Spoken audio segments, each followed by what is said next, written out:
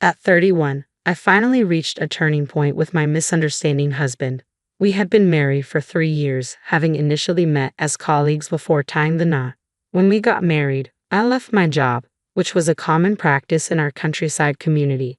Although the tradition felt restrictive, it was a significant factor in my decision to resign. My previous workplace was a small, somewhat insular company with a notably old-fashioned ethos reflecting its local roots. In that environment, it was nearly unthinkable for a married couple to continue working together, especially given the prevailing attitude that married women should not hold full-time jobs. This societal norm, coupled with the company's outdated views, made it clear that my role there was no longer sustainable. At my new job, I was treated like little more than an intern, while my husband remained in the same department as before. My responsibilities were limited to menial tasks such as making coffee, photocopying, and cleaning. Work that, while not inherently demeaning, was disproportionately assigned to me. It seemed like a deliberate attempt to push me out, as even the actual trainees weren't relegated to such monotonous duties all day. Discussing the issue with my husband proved futile. It was unclear whether he was even listening or simply avoiding the topic, perhaps because he feared that if I became a stay-at-home wife, we'd lose our financial flexibility. One day, my mother called to suggest I reach out to my cousin after hearing about my frustrations at work.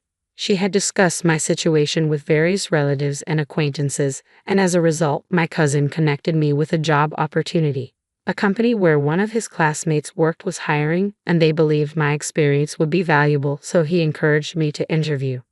I was fortunate enough to land the job, and I shared the exciting news with everyone. However, my husband's reaction was oddly muted.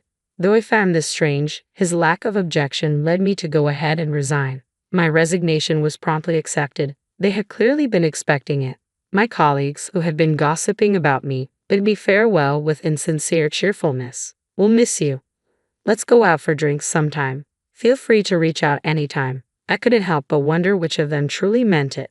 My new job is located in the neighboring city, which, though smaller than a major metropolitan area, boasts an office district with a distinctly urban feel. Upon joining, I discovered that the company's culture was refreshingly modern. There was no bias based on age or gender, and the diverse workforce included several international employees. The company embraced equality, including fair pay, regardless of marital status. My salary has significantly increased compared to my previous job, to the point where I now earn nearly $10,000 more per year than my husband. This is likely due to the absence of gender discrimination. Both men and women receive equal pay for the same work. I haven't shared this with my husband yet, as I suspect he might have difficulty accepting it given his personality and the norms at my former workplace. My dissatisfaction with the workplace vanished, and I found myself genuinely fulfilled in my new role. However, not everything is perfect. My husband contributes nothing to housework, leaving me to handle everything on my own. Balancing full-time work with managing household chores for two people is incredibly draining.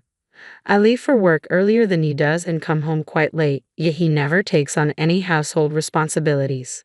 Instead, he spends his time snacking and lounging on the couch, leaving the house messier each day. When I return, I'm greeted with requests like, "I'm hungry.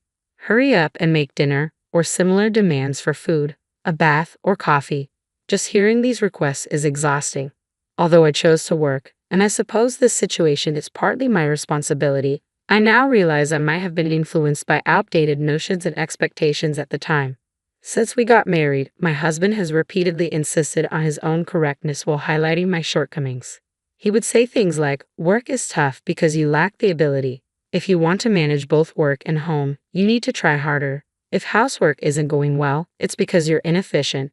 Get used to it and improve quickly. And since he chose to work, don't slack off on housework." These criticisms were a constant refrain. In rural areas, it's more common for men not to participate in housework compared to urban settings. Most of the married women I knew handled all household chores themselves, with some even managing childcare, caregiving, and farming. This environment led my husband to make me feel that it was natural for me to take on all the domestic responsibilities. Both my mother and mother-in-law were stay-at-home moms, and many women of my generation were either housewives or worked part-time. Despite being a full-time employee, I may have grown numb to the situation, simply accepting my husband's expectations and continuing with the housework as he dictated. Although my husband never explicitly told me to quit my job, I was determined to keep working even if he had. I convinced myself that since I was committed to my career, I couldn't neglect the housework. This routine persisted for a while. Even after I switched jobs, my husband remained in a bad mood when I came home after working late. I would apologize, prepare his dinner, and then rush through the housework, often barely having time to eat my own meal. One day, however, something changed. My husband found my wage statement, which I had carelessly left in a drawer. He stared at it in silence, and despite my attempts to downplay it by saying things like, "It's just because of overtime this time," or "maybe you'll earn more than me soon," my words had no effect. After that incident, my husband ignored me for days. He refused to speak or even look at me when I tried to communicate. Even if I stumbled or made a noise, he would completely ignore it. Eventually, I stopped attempting to engage with him, and just as I adjusted to this silent routine, he abruptly broke his silence.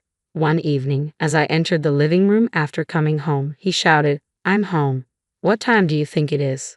At my current job, there's a core time everyone is expected to be present, but the exact hours for arriving and leaving aren't strictly enforced, leading to varying departure times. Despite my efforts to start early and explaining my situation to my boss, I sometimes got home after 9 p.m. I would prepare ready-made or frozen meals that only needed reheating, yet my husband insisted on waiting for me to serve him. "You shouldn't slack off on housework. The only reason you can keep working is because I allow it," he would yell at me while I hurriedly prepared dinner. His intimidation was palpable throughout the entire exchange. "You're just going to skip cleaning and laundry and go to bed, making excuses that it's too late. You're coming home late on purpose to slack off." Even when I got home late, I diligently took care of the quieter housework tasks. Despite my efforts, the results were far from perfect, and I often felt I deserved the scolding I received. I blamed myself, accepting the criticism as warranted. "Monica, are you listening? Don't get too full of yourself just because you're working," he would say. "I'm sorry. I didn't mean it that way. I'm grateful for the opportunity to work. I'll try not to take it for granted." I genuinely believed this at the time. Perhaps I was led to believe it. To manage my workload, I took on extra weekend shifts to cut down on weekday overtime. I vacuumed and did laundry daily, trying my hardest to keep up with the household chores. A few months later, I had an epiphany. Why am I struggling so much on my own?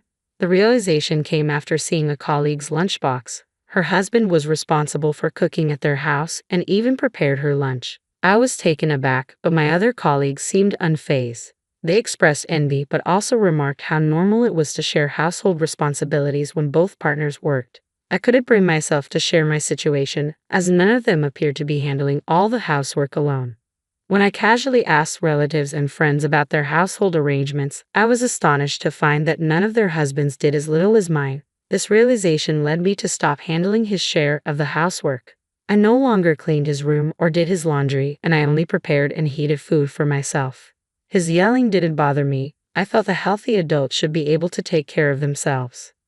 I left for work much earlier than he did and returned home quite late. Why should I be burdened with household chores long after he had gone to bed? It wasn't fair for me to do all the housework. Even if he ranted about housework being a woman's job or a wife's duty, I ignored him and focused on eating. "So now you think you're something special just because you're earning a bit more money?" he exclaimed before storming out of the house.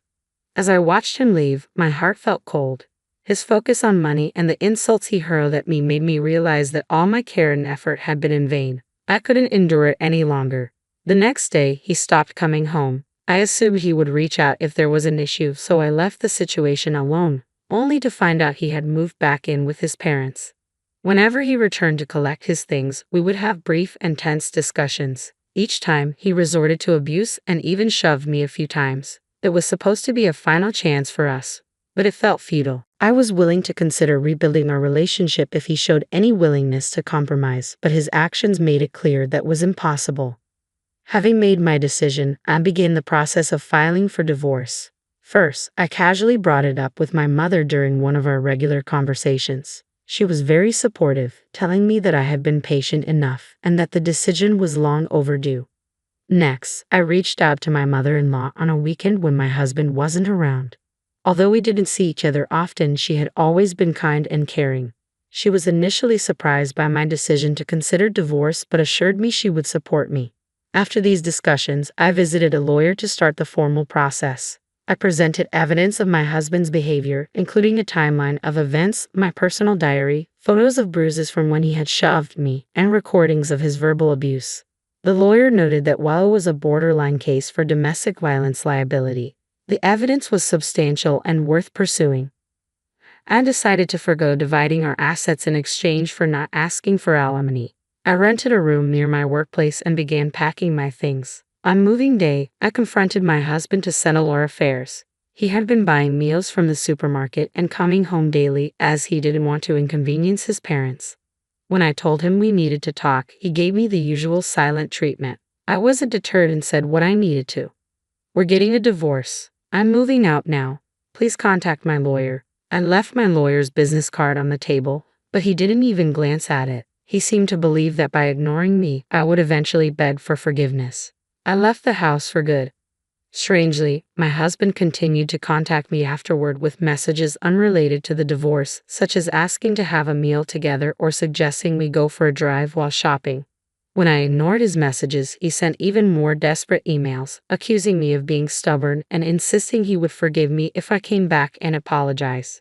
At the lawyer's office, he exuded overconfidence, expecting me to be the one in trouble and to break down in tears. With a smirk, he signed the divorce papers, treating the whole situation as if it were a mere formality. I quickly gathered the papers, anxious that he might change his mind and tear them up, and submitted them to the courthouse that same day. Later, my lawyer informed me that my husband hadn't believed I would actually follow through with the divorce.